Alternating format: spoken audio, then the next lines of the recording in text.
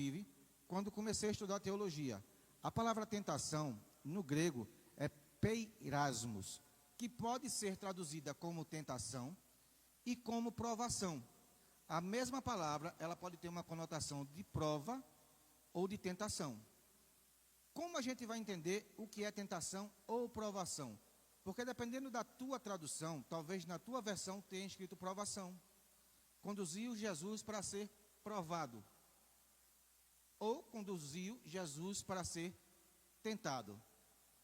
A primeira questão que fica: o Espírito Santo, sendo Deus, nos conduziria, pelo fato de ter conduzido Jesus, a uma tentação?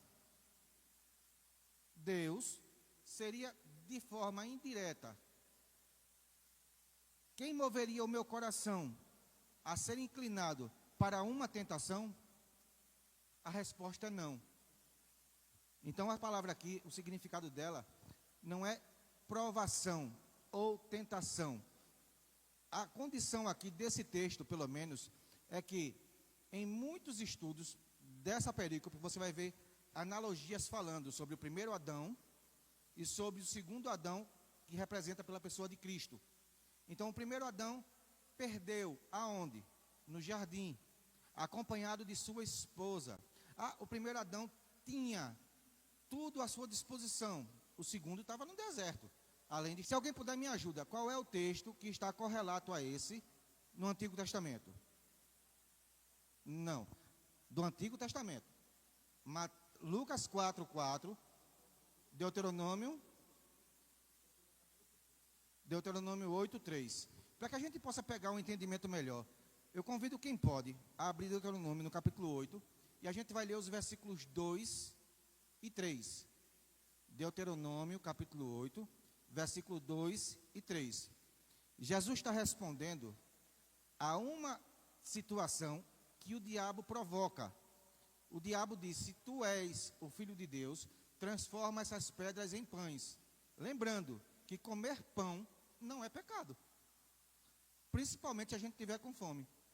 E qual seria o erro dessa situação? Vamos ler no capítulo 8, versículo 2, diz assim: e te lembrarás de todo o caminho pelo qual o Senhor teu Deus te guiou no deserto, estes 40 anos, em comparação aos 40 dias de Jesus, para te humilhar, para te provar, para saber o que estava no teu coração, se guardarias os seus mandamentos ou não.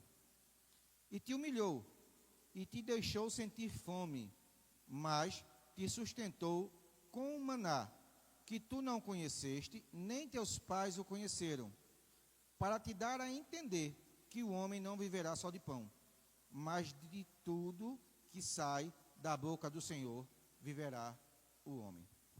Você veja que ambos no deserto, o povo de Israel e Jesus, ambos passando necessidades de alimentos. Então o povo peca, o povo transgride, mas Jesus, mostrando que está em uma condição acima do povo, mostra não a ele. Jesus não foi ser tentado, mas ele mostra a mim, que hoje tenho esse documento para ler, e ao mundo espiritual, às hostes espirituais, às potestades, aos principados, que ainda existia quem pudesse vencer o seu desejo da carne. No capítulo 4, versículo 34, que Beri fala, trouxe algo para ele comer? A resposta dele no versículo 34 é: eu tenho uma comida que vocês não conhecem. A minha comida é fazer a vontade do meu Pai. Jesus, quando jejua esses 40 dias, quando o Espírito Santo o leva a essa condição, ele tinha um propósito. A humanidade havia falhado, a humanidade havia caído, a humanidade estava sem redenção. E o propósito pelo qual Jesus é manifesto na terra é para destruir as obras do diabo. Então Jesus tinha em convicção o seu chamado. Quando seu ministério começa em Caná da Galileia, ele diz a Maria: olha, ainda não é chegada a hora. Jesus, ele conhecia que haveria um momento que o Filho do Homem deveria ser manifesto para destruir as obras do diabo. Então, após o seu batismo e a confissão pública, diante de todos, daquela voz que rasga o céu e diz: esse é o meu filho amado, o Espírito Santo diz: você agora está pronto para publicar ao mundo e às hostes espirituais, queima inclusive, aonde o diabo tenta usar de forma distorcida a palavra de Deus. Por isso, Jesus o vence pela palavra. Por isso, nós precisamos nos armar com a palavra. Porque o mundo hoje é sobrecarregado de situações onde a palavra de Deus é usada para convencer-nos de coisas que não são de Deus. Se vocês observarem esse movimento da diversidade que hoje surge, a gente vai ver igrejas que dizem que isso é normal, que a homoafetividade é defendida biblicamente, e vai usar porções da Bíblia para tentar comprovar a sua verdade. Então, talvez já tenham ouvido falar de um relacionamento entre Davi e Jonatas. Talvez já tenham ouvido falar em um relacionamento afetivo entre um centurião e um servo dele. Por muitas vezes, textos bíblicos vão dar a outras pessoas a razão pelas quais elas vivem em pecado. Se a gente tiver nossa base segura, a gente pode resistir a essas situações e mostrar pela palavra que esses textos não querem dizer tais afirmações. Uma coisa muito interessante: o diabo ele tenta Jesus naquilo que de certa forma lhe tinha em falta. Uma vez que ele estava jejuando, e o texto diz que ele teve fome. Fome é algo natural da humanidade, mas não é somente fome. O diabo investe na questão da cobiça. Olha, tudo isso eu posso lhe dar. Tudo isso você pode ter. O diabo investe na condição de uma adoração dividida. Olha, é somente a mega da virada. Pode mudar nossa vida. Então, não precisa só esperar em Deus. A gente pode também fazer uma fezinha em algo que possa nos proporcionar uma alavanca. Vê só, ninguém está vendo. Você precisa de um crédito na praça, você não tem os documentos necessários. Eu tenho um amigo que pode dar um esquente na tua carteira, te dar um documento que vai te proporcionar um crédito fácil. Você vai poder financiar uma casa, você vai poder financiar um carro. O mundo está cheio de atalhos. O que Jesus está dizendo é: não. A gente não pega atalho. A gente espera em Deus. O que Jesus está dizendo é: eu só vou me prostrar a Deus, a nenhuma outra situação. O que Jesus está dizendo é que eu não preciso do status de um evangelho sem cruz. Não precisamos pegar atalhos. As coisas vão acontecer no tempo de Deus. O que o diabo está dizendo: olha, eu posso te dar tudo isso. É mentira, ele não tem nada. Quem daria a ele era Deus na hora certa, no momento certo. Ele disse: não é chegada a minha hora, porque ele sabia da hora que tudo aconteceria. Muitas vezes em nossas vidas, situações aparecerão como se fossem propostas que a gente vai pensar, vai dizer: talvez isso seja a resposta de Deus. Vigia. Se a situação não glorifica a Deus, não é resposta de Deus, é a armadilha do diabo. Algumas coisas têm aparência de piedade. Muitos caminhos, como diz Provérbio, parecem caminhos bons, mas o seu fim é caminho de morte. Uma coisa muito interessante: qual é a nossa necessidade física? É somente o pão?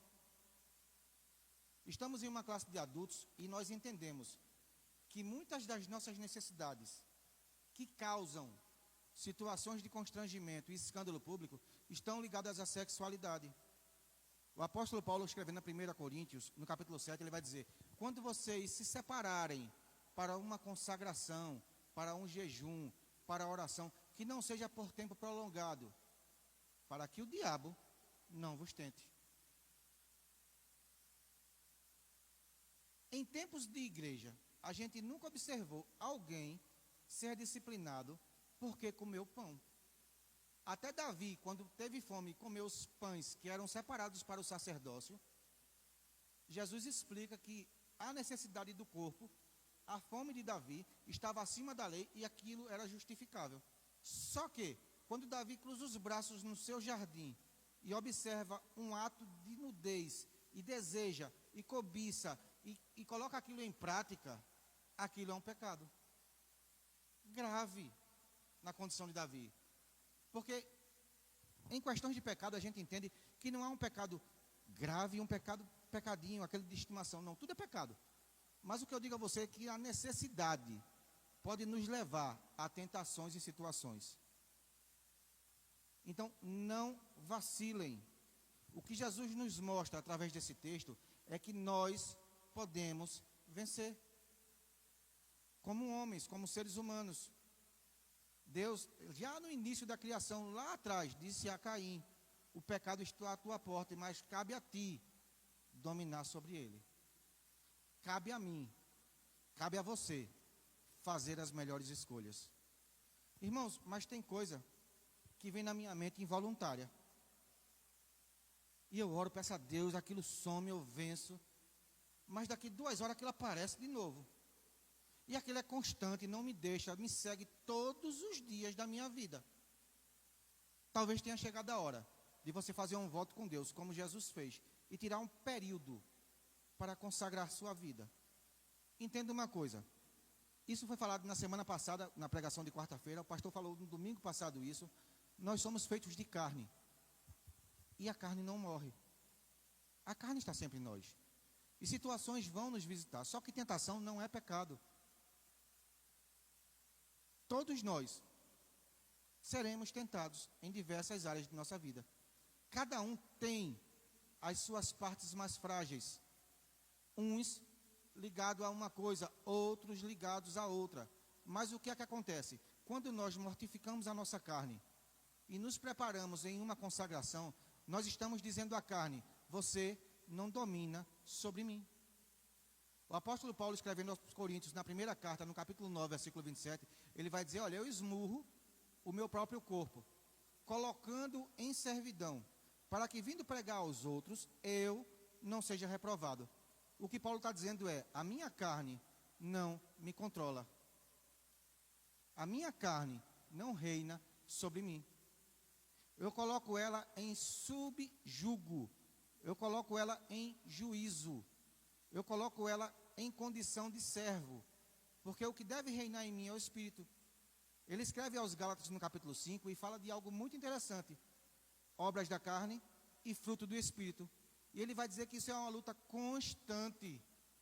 É uma luta diária. Todos os dias, eu acho interessante isso, a gente precisa se converter. Tales escreveu uma música há um tempo atrás dizendo assim: todos os dias o pecado vem, mas eu escolho Deus. É uma escolha que precisamos fazer todos os dias. Todos os dias. Dias que tem culto e dias que não tem culto. Porque o culto não é esse momento que nos ajuntamos. O culto racional é a minha vida. Quando eu acordo, já começa o meu culto. Esse é apenas um ajuntamento onde a gente oferece um culto público. Mas o meu culto a Deus deve ser oferecido todos os dias, porque eu sou o templo que Ele escolheu habitar. Não há possibilidades de nos blindarmos a ponto de dizer: olha, o pecado está próximo, o pecado está muito próximo, mas eu vou botar na boca, até mastigar, mas eu não vou engolir, porque eu sou forte. Não vacile, sequer encoste nele. Quando a gente pensa que a gente tem domínio sobre ele, que a gente pode controlar, que eu sou muito forte. Sansão derrubou um palácio, mas não resistiu a Dalila. Davi enfrentou urso, Davi enfrentou leão, Davi derrubou gigante, mas caiu diante de uma mulher. Nós, seres humanos, filhos de Deus, precisamos entender que o Evangelho de João, no capítulo 1, versículo 12, nos declara isso. Olha, todos os que creram no seu nome foram feitos filhos de Deus. E do mesmo jeito que o diabo tentou Jesus, ele vive à espreita nos tentando, dizendo: será que tu de fato é filho de Deus? Será que tu de fato é crente? Será que tu consegue resistir a tal situação? Até quando? E ele vai investir, Lembra daquela partezinha que Mateus conta no capítulo 7, que um homem com, vamos dizer assim, com a estrutura de construção, constrói sua casa sobre areia, uma casa linda, e vem a chuva, e os rios levantam e combatem aquela casa. Do mesmo modo que quem constrói a casa sobre a rocha, que é Cristo Jesus, vai enfrentar situações do mesmo jeito. Olha, vem a chuva, o rio sobe e combate aquela casa. A casa que cai é a casa que não é edificada sobre Cristo. Precisamos todos os dias fortalecer essa edificação em Cristo, que é a nossa vida. Nós podemos resistir, porque Cristo, o homem, ele dá essa resposta quando diz: não só de pão viverá o Filho de Deus. Não, ele diz: não só de pão viverá o homem, o ser humano, eu e você. Nós precisamos viver de tudo aquilo que sai da boca de Deus, da sua palavra. Sobre tentação, eu queria abrir agora a perspectiva de perguntas, já para a gente poder seguir o texto. Sobre essa parte do capítulo 4, dos versos 1 ao 13. Sobre a tentação de Jesus, os tipos de tentação, ou algo que eu falei e não ficou tão claro. O que você tem a nos ajudar nessa tarde sobre essa aula? De manhã alguém perguntou alguma coisa bem interessante. Saúde a todos com a paz do Senhor. Eu faço parte de um grupo no trabalho, né? Onde são 5 homens. E quando resolveram fazer uma confraternização, só seriam os homens. Aí eu disse assim: por que não levar as esposas? E a partir daí, nós passamos, já faz 2 anos, e do primeiro ano teve um deles, que a esposa é evangélica, ele não é. Então a gente tirou foto dele, mas ele colocou na mesa uma cerveja. Quando foi esse ano, ele já não colocou mais. Já começou, todo mundo só tomou suco, só tomou refrigerante, não saiu bebida. Aí recentemente eles disseram assim: não, vamos rapaz, vamos, a gente vai ficar só um tempinho para a gente comemorar o que a gente faturou, que deu tudo certo. Eu disse: eu não vou. Eu me lembro que quando a gente no Ministério de Homem tinha umas reuniões, né, há muitos anos atrás, o bispo Jarba disse assim: quando você vê alguém falar mal do Evangelho, pode investigar que é um desviado. Aí um deles fez assim: mas Jesus transformou água em vinho? Está lá em João, né, das bodas de Caná. Aí eu cheguei e disse assim: mas aquele vinho não tinha álcool. Tinha, não tinha. Após eu acredito que ele pegou um texto, buscou um texto lá que falava isso, né? E eu fui também buscar. Aí eu encontrei que o fermento, ele representava o pecado, né? E como é que Jesus iria numa festa introduzir o pecado no meio de um casamento, dando o vinho fermentado? Aí ele ainda mais pegou um presbítero e mandou um vídeo para mim, esse presbítero falando que no meio, quando Jesus sentou com publicanos e pecadores, Jesus tomou vinho com álcool. Aí eu busquei 2 vídeos com aquele Rodrigo Silva, ele falando a respeito disso, que dizia justamente isso. Como é que Deus diz uma coisa onde ele procura que a pessoa tenha moderação, e ele mesmo vai tirar essa moderação, colocando o vinho com álcool para as pessoas tomarem. Então assim, se a gente não tiver em busca de ler a palavra e de buscar refutar aquilo que é dito, a gente vai de uma forma... Eu me lembro muito bem que há muitos anos atrás assisti um filme chamado A Filha do Pastor. E nesse filme, os amigos de faculdade dela os amigos diziam assim: mas Jesus não transformou água em vinho? E queriam fazer com que ela bebesse também.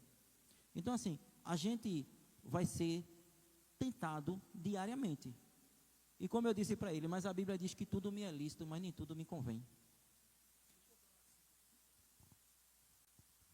É bem interessante pensar que hoje nós combatemos o alcoolismo, nós combatemos o tabagismo e nós combatemos todo tipo de vício.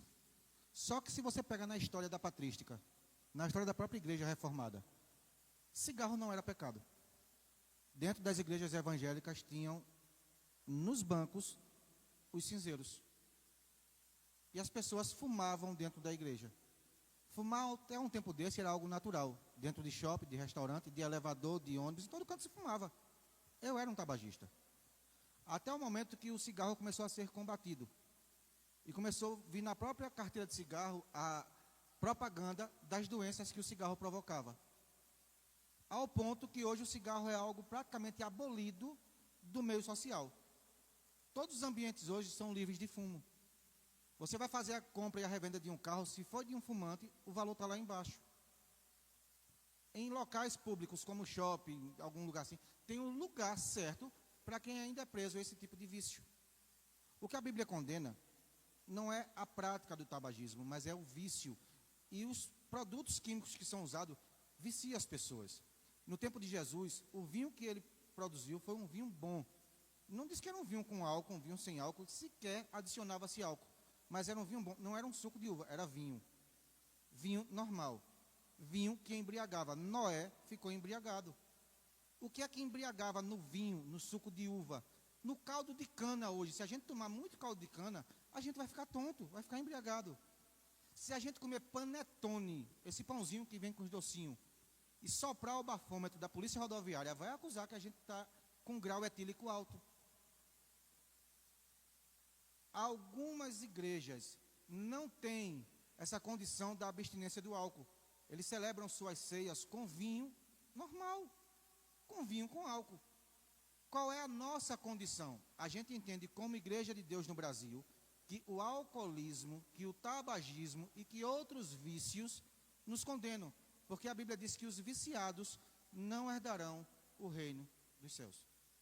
Então a gente não pode botar uma máscara e dizer que o que Jesus fez foi que suco tangue de uva. Não, ele fez vinho, e vinho bom. Por que Jesus não vivia embriagado? Porque ele sabia usar o vinho. Paulo adverte a Timóteo: Timóteo, toma um pouco de vinho por conta da tua muita úlcera, das úlceras que Timóteo tinha. Então, para Timóteo, o vinho vai servir como remédio. Mas para mim, que fui alcoólatra, não serve. Porque se eu tomar um pouquinho de vinho que seja, vai despertar dentro de mim as raízes que eu mesmo plantei sobre o tempo que consumi álcool. Então, para mim, é melhor que eu tome o suco.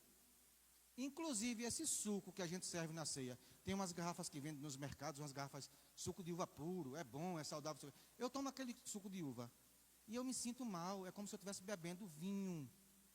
Eu sinto no meu corpo um calor, como se eu estivesse tomando vinho. Então, eu mesmo não gosto daquele vinho. Mas não é suco de uva sem álcool? É. Mas, de alguma forma, a minha genética entende que aquilo ali é muito parecido com o vinho alcoólico. E o meu corpo não aceita. Então, a gente não pode se iludir e colocar um sol sobre a nossa vista dizendo assim: Jesus fez suco. Não, Jesus fez vinho. Jesus não é um falsário, ele é autêntico. Jesus tomou vinho, Noé tomou vinho, mas a Igreja de Deus no mundo entende que o alcoolismo é prejudicial. Então, como uma regra de casa, existem casas que a gente chega e do jeito que a gente chega, a gente entra. Existem casas que a gente chega e tem um tapetinho assim na entrada e você deixa a sandália, deixa o sapato e entra descalço. Mas, irmão, toda casa entra com sandália ou toda casa descalça os pés para entrar? Depende da casa que você entra. E se adaptar à regra do lugar é uma questão de respeito. A Igreja de Deus não permite álcool. Então, uma vez que eu me filio à Igreja de Deus e eu entendo que a sua regra proíbe o álcool, proíbe o jogo, proíbe vícios, eu tenho que respeitar.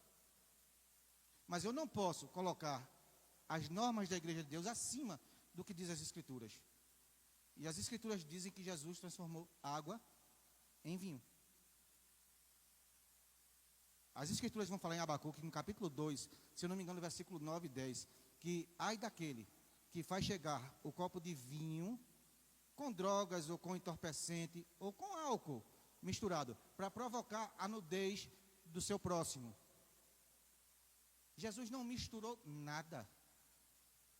Ele fez algo puro, algo límpido. E é o que a Escritura diz.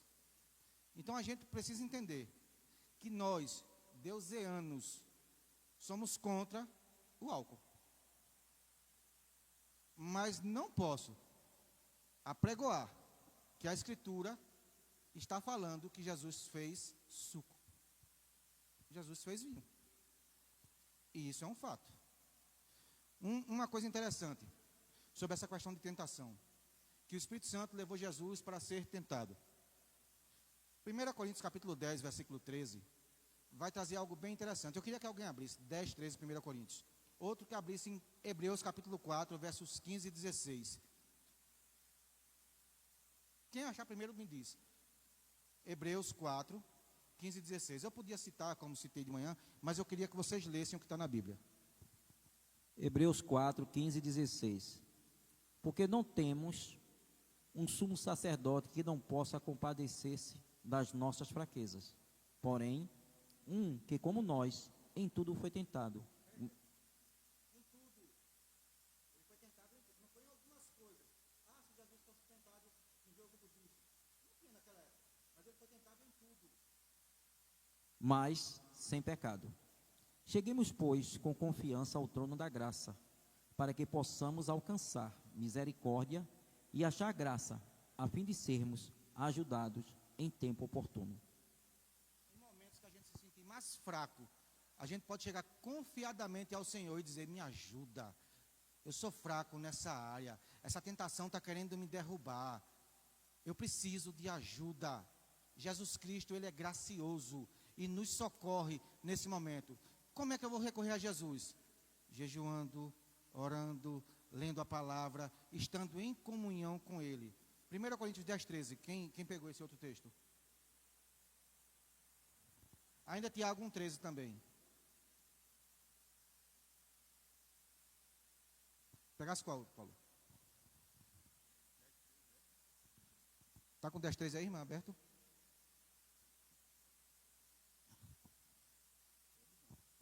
Primeira Coríntios 10, 13. Quem achou, levanta a mão.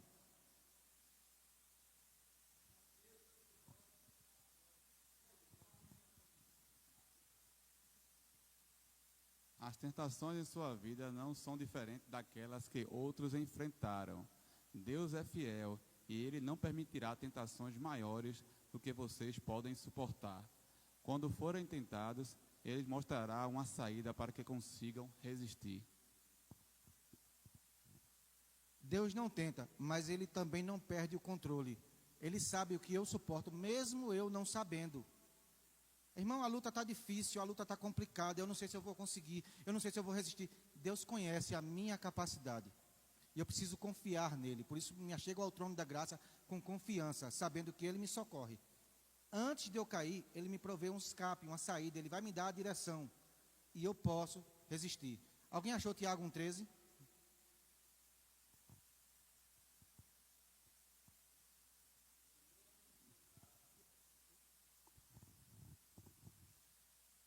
Ninguém, ao ser tentado, diga: sou tentado por Deus, porque Deus não pode ser tentado pelo mal, e Ele mesmo a ninguém tenta.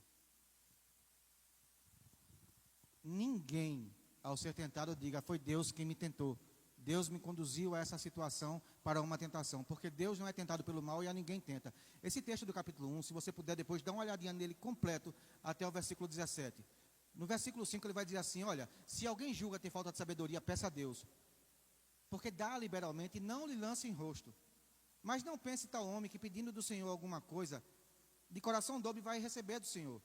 Porque aquele que tem um coração dobre é como a onda do mar, que é lançado de lá para cá, não tendo confiança naquilo que pede. Antes, peça com fé, sem duvidar. Ele vai chegar nessa parte e vai dizer que não é tentado por Deus, mas que o pecado que chega, a tentação que chega a mim, ela é provocada pela minha própria concupiscência, pelo meu próprio desejo, pela minha própria inclinação. E a tentação chegando a mim, se eu penso nela e produzo um ato com ela, eu produzi o pecado. E o pecado gera em mim a morte. Ele vai mais à frente dizer que Deus não tem sombra de variação, não muda, Ele é o mesmo sempre. Todo dom perfeito, toda boa dádiva vem de Deus. Quem não muda, Ele é o mesmo sempre, Ele não tenta. Mas espera aí, o que é que tem a ver sabedoria com tentação? No versículo 2 ele vai dizer assim: tende por alegria quando passardes por diversas tentações, sabendo que a vossa prova, uma vez vencida, produz em você a esperança. E a esperança perfeita. Se alguém tem falta de sabedoria, aí o texto começa. Então, eu estou enfrentando lutas, irmãos. Eu não posso impedir que o passarinho pouse. Os pensamentos vão vir.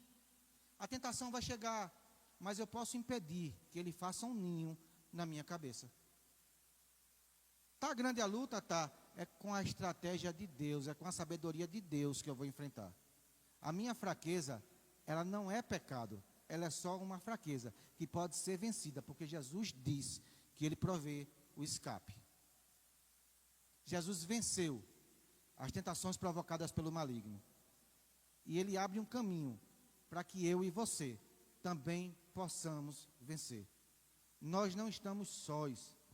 Nós estamos blindados, selados pelo Espírito Santo, que é Deus. Ele é o penhor, que significa garantia da obra que ele está fazendo em você.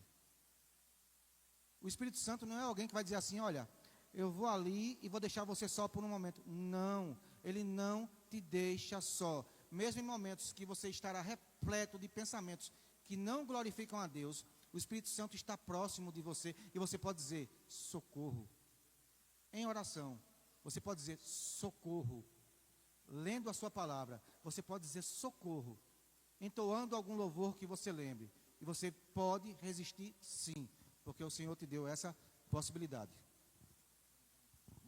Concluindo aquilo que eu estava dizendo, então eu expliquei para ele o seguinte, que existem correntes teológicas que realmente admitem que havia álcool naquele vinho, e outras que não. Então o meu entendimento era que não existia álcool. Agora, depois dessa conversa, ele não refutou mais. Então, assim, eu acredito que a gente não deve ficar dividido em dois pensamentos. Ou a gente acredita e procede dessa forma, porque se um dia eu entreguei a minha vida a Jesus, quando eu fui descer as águas, eu disse assim, vai descer um homem, mas vai subir outro. Então, se aquilo, porque quando eu dizia assim, eu vou beber, eu passava o dia inteiro bebendo. Só parava quando eu não aguentava mais. Já fui até para casa abraçado com um amigo, e hoje eu dizer que é aceitável aquilo ali, então eu estou vivendo em dois caminhos. Então, para mim, o que é pecado é pecado. Então, aquilo ali eu tenho que lutar para não cair, como está sendo explicado aqui. Mas eu não posso aceitar tudo que vem me dizer. Então, por isso que naquela ocasião eu fui em busca do que eu realmente acreditava, né? E tive, através das Escrituras, aquilo com o qual eu defendia. Bom, a questão, se a gente for trabalhar nas minúcias, vocês vão perceber que correntes teológicas são divididas e pensamentos são diversos. Pedro vai escrever no capítulo 1, versículo 21, que nenhuma escritura é de particular interpretação, porque ele não foi produzida por pensamento humano, mas Deus quem produziu através de homens santos, através dos tempos. O fato é que a nossa regra de fé e prática é a Bíblia. E por ela nos pautamos. Se ela diz que o homem pode resistir a qualquer situação que nos tire da presença de Deus, é porque nós podemos resistir. Não em nossa força, não em nosso poder, mas no poder daquele que nos chamou para uma nova vida.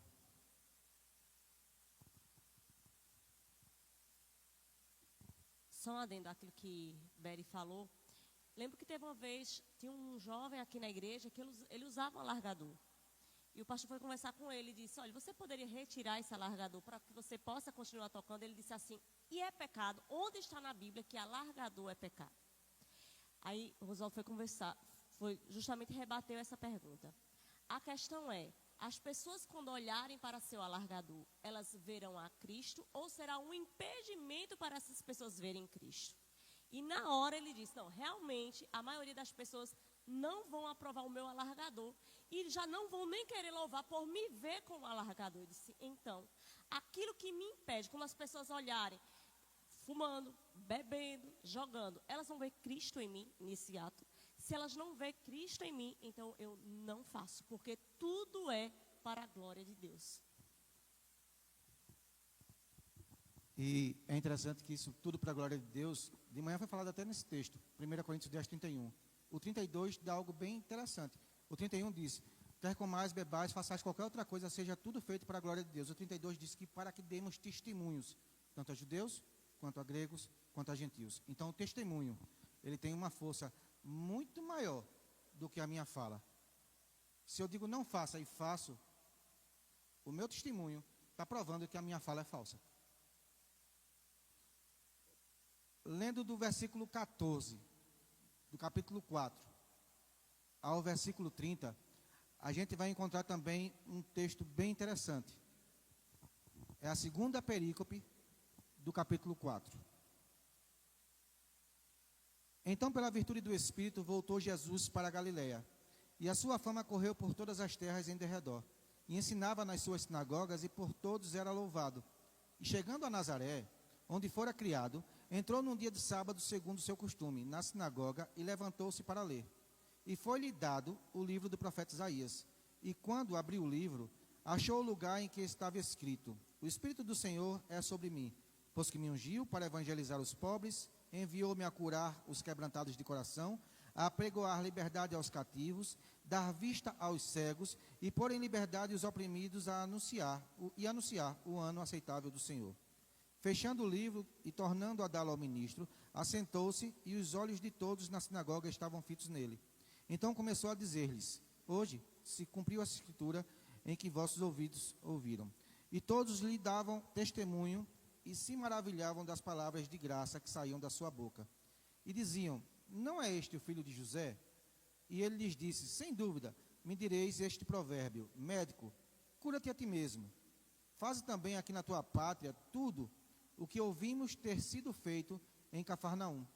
E disse: Em verdade vos digo que nenhum profeta é bem recebido na sua pátria. Em verdade vos digo que muitas viúvas existiam em Israel nos dias de Elias, quando o céu se cerrou por 3 anos e 6 meses, de sorte que toda a terra houve grande fome. E a nenhuma delas foi enviado Elias, senão a Sarepta, de Sidom, a uma mulher viúva.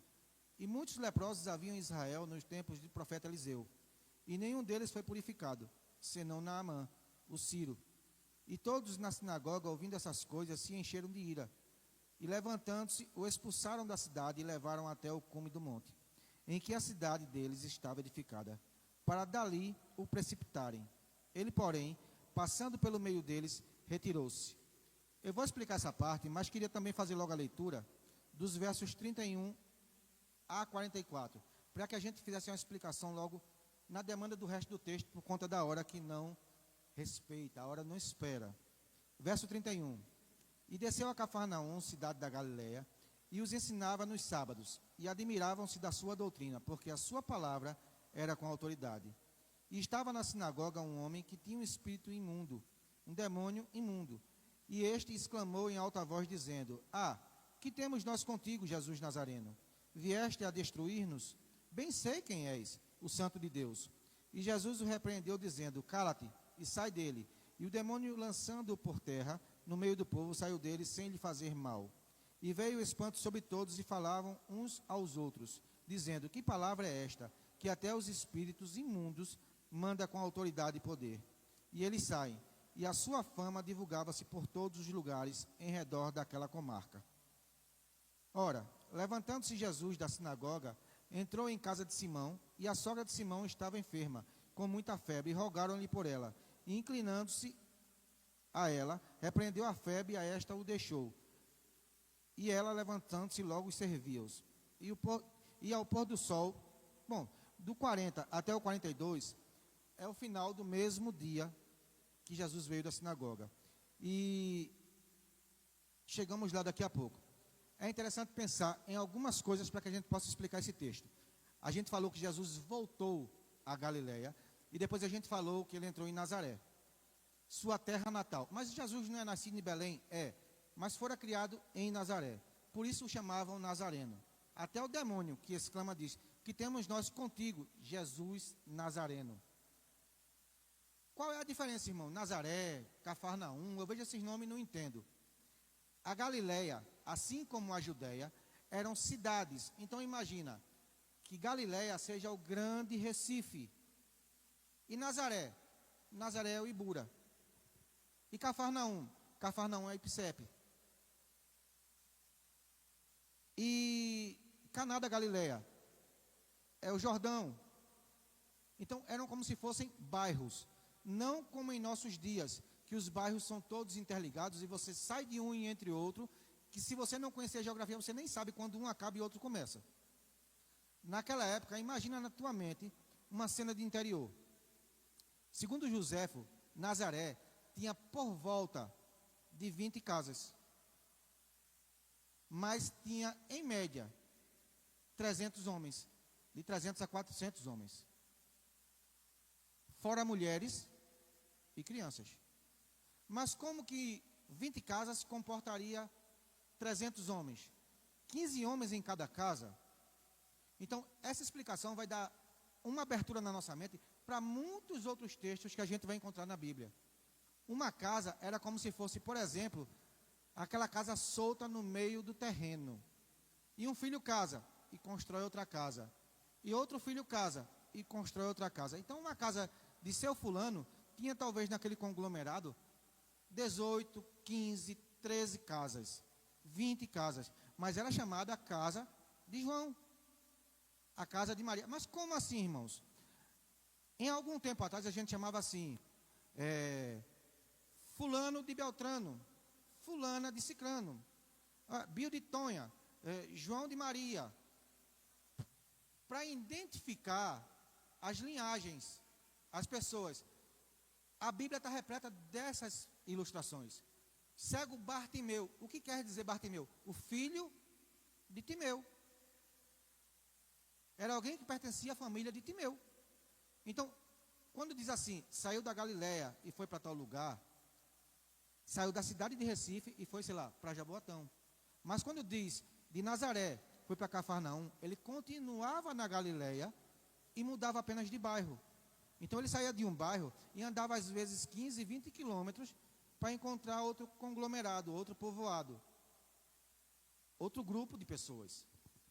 Jesus vai a Nazaré, a sua terra natal. E em Nazaré ele não é aceito. Por quê? Porque imagina que criado em Nazaré, ele volta a Nazaré e encontra talvez amigos de infância. Um deles talvez fosse o sacerdote da sinagoga. Mas espera aí, irmãos, o que é sinagoga? Vamos entender que a sinagoga ela é muito citada no Novo Testamento, mas no Velho Testamento a gente não encontra a palavra sinagoga. Não encontra grupos que se reuniam fora do templo. Porque no Antigo Testamento existia o templo. E quantos templos eram? Um só. Não tinha sinagoga, mas depois do exílio, no ano 564, e o povo foi levado para a Babilônia, o povo não tinha onde ler a palavra, o povo não tinha onde fazer suas orações, sacrifício já tinha acabado.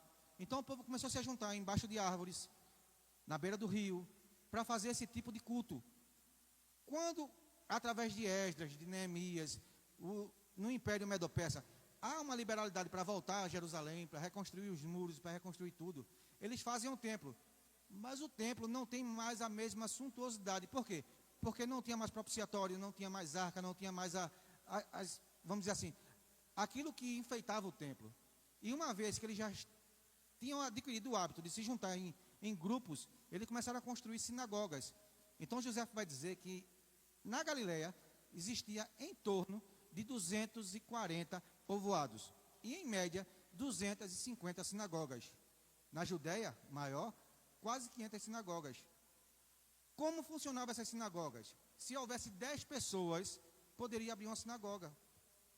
10 judeus praticantes, homens, poderia abrir uma sinagoga. Então, entre eles, alguém se preparava e se tornava o sacerdote da sinagoga. No templo, que era um só, eles só oficiavam, a gente vai ver isso no Evangelho de Lucas, no capítulo lá que Zacarias é visitado pelo anjo, 2 semanas por ano. Então, os sacerdotes trabalhavam no templo 2 semanas por ano. E o resto todo do ano, eles estavam na sinagoga. Um sacerdote tomava conta de uma sinagoga. Outro sacerdote, talvez pelos povoados mais próximos, tomava conta de 2, de 3. Mais ou menos o que hoje a organização das igrejas fazem. Era mais ou menos esse tipo. Então Jesus, entrando na sinagoga, como era seu costume, encontrou talvez o sacerdote que era seu amigo de infância. E o sacerdote concedeu que Jesus fizesse a leitura da palavra, da parte dos profetas. Era chamado Haftará. Vai ver em comentários alguém dizer assim, Jesus escolheu o livro de Isaías para ler. Não, não escolheu. A gente está estudando o livro de Lucas, de modo expositivo. Hoje a gente está vendo o capítulo 4. Se semana que vem o professor quiser ler o capítulo 7, ele vai desobedecer uma ordem cronológica. O capítulo que tem que ser lido semana que vem é o capítulo 5. Quando Jesus chega para ler, o livro que era para ser lido naquele dia era o livro de Isaías. O capítulo que era para ser lido era o 61, embora não houvesse capítulos. A porção do texto que era para ser lida era aquela porção do texto. Do mesmo modo que a gente tem o plano anual de leitura, existia uma organização nas sinagogas da leitura da Torá, da leitura dos profetas, da leitura do Salmo. Então, aquele dia era para ser lido Isaías 61. E Jesus lê: o Espírito do Senhor está sobre mim, e me ungiu para pregoar aos pobres, aos quebrantados de coração, a libertar aqueles que são cativos, prisioneiros das trevas. O público, que não era o clero, amou a palavra, porque Mateus vai dizer que ele pregava como quem tem autoridade, não como os fariseus. Mas o clero não gostou da palavra. Por quê? Porque Jesus disse que o Espírito Santo havia ungido, o texto falava do Messias, para libertar os pobres, para evangelizar os pobres. A palavra pobre ali não é pobre de recurso, não. É pobre miserável na condição de não ter esperança nenhuma. Imagina, nos dias de chuva, você passar em Recife e encontrar um mendigo sentado a uma calçada, encharcado, sem ter uma roupa para trocar, sem ter uma toalha para se enxugar, sem ter um amparo para se guardar, sem ter um alimento para se alimentar. Então era um pobre naquela condição, desqualificado de tudo, um miserável. O judeu, ele tinha um orgulho próprio. Lucas capítulo 18 vai escrever sobre a oração do publicano e fariseu. Graças te dou, Senhor, porque não sou como esse publicano. Graças te dou, porque não sou como esse pecador. Graças te dou, porque não sou como esse pobre. Então, o povo do clero não gostou dessa palavra. Jesus está dizendo, olha, o cativo, aquele que é escravo, o pastor falou sobre isso quando falou sobre o pecado. Aquele que não tem condições de se libertar, ele vai ser liberto. O cego que não entende a palavra de Deus, vai cair as escamas dos olhos e vai entender a palavra de Deus. O que Jesus estava pregoando, simbolicamente, tinha a ver com o que eles conheciam como o ano do jubileu, onde todos os que tinham dívidas seriam perdoados. Seria um modo igualitário para todos. E o clero não gostou. Porque uma vez que o clero dissesse, amém, assim seja, eu concordo, ele estaria dizendo, eu também sou um pocho. A palavra do grego quer dizer esse pobre miserável. Mas ele não aceitava dizer que era pobre, porque ele era da elite. Então eles dizem, para desqualificar Jesus, a gente estava chamando ele agora de rabi, deu a oportunidade de ler a palavra de Deus, mas esse aí não é rabi, ele é só o filho de José, o carpinteiro. Ele é o filho de Maria, irmão de fulano, de ciclano, de beltrano. Aí Jesus diz, certamente vocês me dirão esse provérbio, médico, cura-te a ti mesmo, ou seja, se tu és o Deus, salva-te a ti mesmo, desce da cruz. Aí Jesus disse, tá bom, deixa eu contar para vocês. Quando Eliseu, ele faz ali uma comparação com os dois profetas, vocês já se perguntaram alguma vez, porque em tantos profetas que o Velho Testamento tem, a gente não tem um livro de Elias e um livro de Eliseu. Eles são citados apenas nos livros dos reis e nas crônicas. Os judeus não gostavam desses profetas, porque eram profetas contrários àquilo que eles propagavam.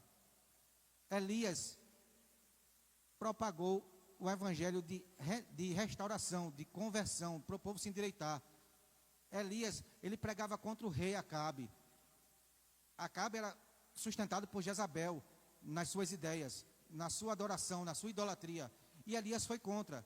Eliseu, sendo discípulo de Elias, propagou do mesmo modo um evangelho de conserto àquele povo. Então eles não suportavam, eles falassem de qualquer profeta, mas não falassem de Elias e de Eliseu. E Jesus vai no ponto X. Jesus não falou do machado que flutuou. Jesus não falou da sunamita.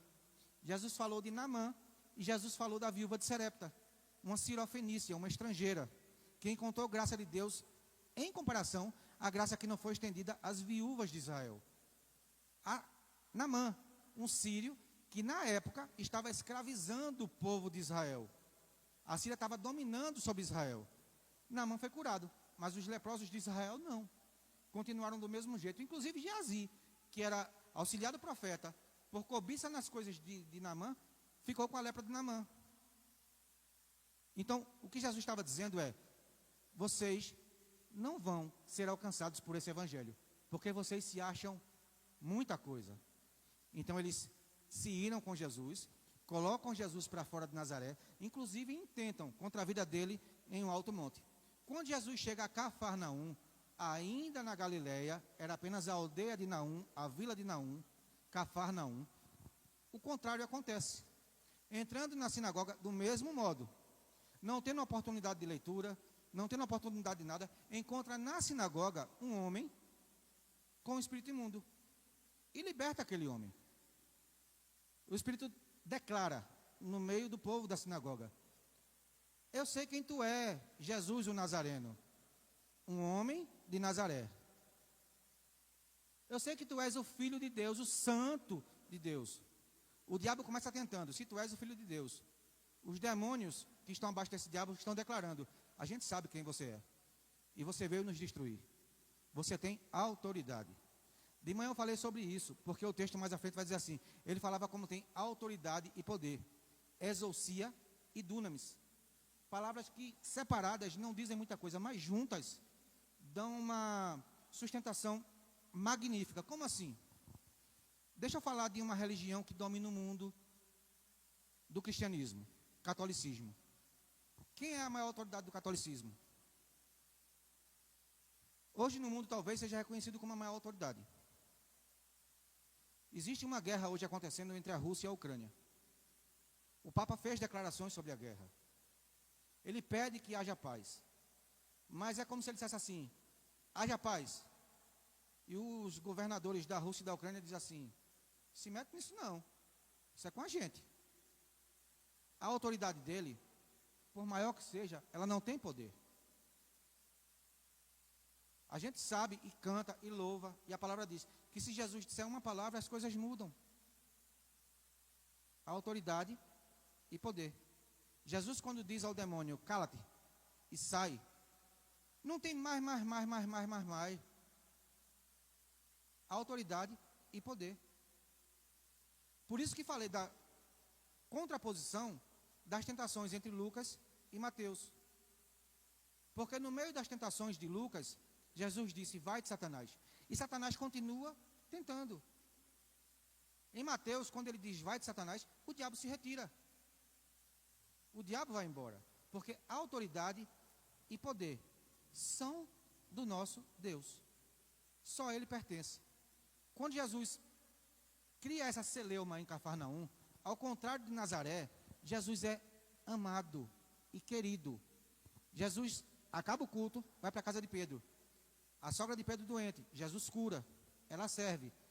E no final do dia, eles começam a trazer enfermos e endemoniados. E Jesus cura todos. Depois dessa sessão de cura, Jesus se retira para o deserto para orar. Para essas partes entre, vamos dizer assim, entre Cafarnaum e Nazaré, existia uma parte erma, uma parte sem nada. E Jesus sai.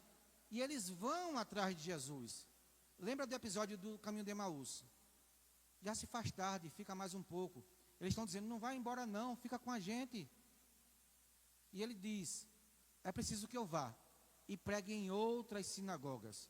E o texto vai acabar dizendo que ele seguiu pregando nas sinagogas da Galileia. Passamos um pouquinho só do tempo, mas a gente sintetizou tudo do verso 31 em diante. Então, fica à vontade, vamos trabalhar alguma pergunta? Ricardo?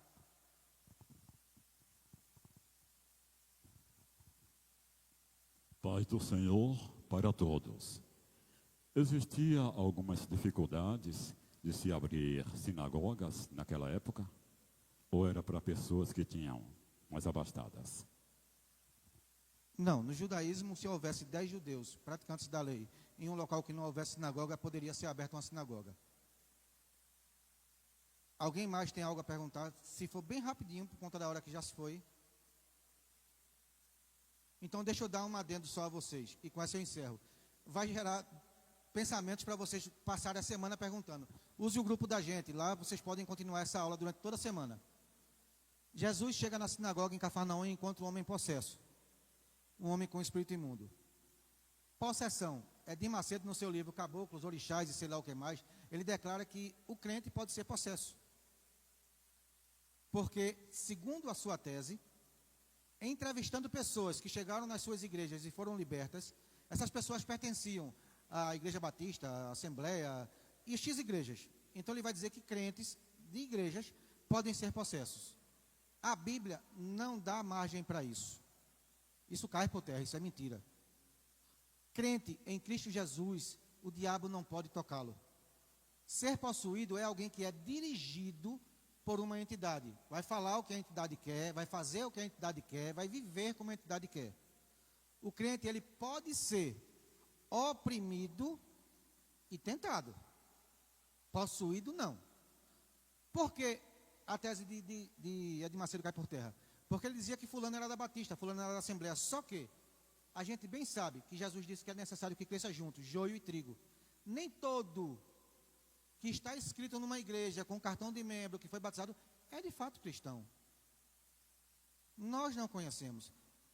Irmãos, tem igreja que tem muita situação dessa de demônio se manifestar e a pessoa libertar, tal. Tem. Por que a nossa tem menos? Porque igrejas que pregam a palavra, o demônio não tem espaço. E a gente pauta por uma pregação que exponha salvação, transformação, libertação em Jesus. A gente não precisa criar um culto de libertação para fazer libertação na sexta. As pessoas são libertas pela palavra, culto após culto, EBD após EBD, porque a palavra santifica e liberta. João 17 vai dizer: santifica-os na verdade, a tua palavra é a verdade. Vem, Jaque, para cá por causa da hora. Chega aqui, tu não quer fazer uma pergunta? Vem embora.